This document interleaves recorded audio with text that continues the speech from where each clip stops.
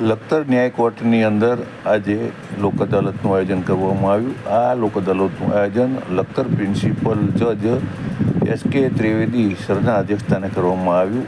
આજની અદાલતની અંદર ટોટલ 90 કેસો આવરી લેવામાં આવ્યા હતા. તેમાંથી પ્રિલિટી કેસ 43 હતા, એલએ કેસ 09 હતા.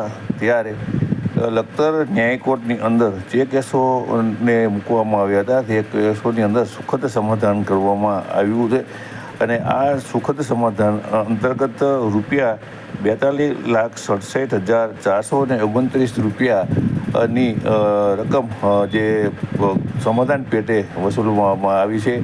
આ અંગે લખતર ન્યાય કોર્ટ પ્રિન્સિપલ જજ એસ.કે. ત્રિવેદી સર દ્વારા દરેક વિસ્તારની તેમના દ્વારા મુલાકાત લેવામાં, એટલે કે દરેક જે ડિપાર્ટમેન્ટ છે તે ડિપાર્ટમેન્ટની મુલાકાત લેવામાં આવી હતી અને તેમની આગળથી સંપૂર્ણ માહિતી એકત્ર કરવામાં આવી.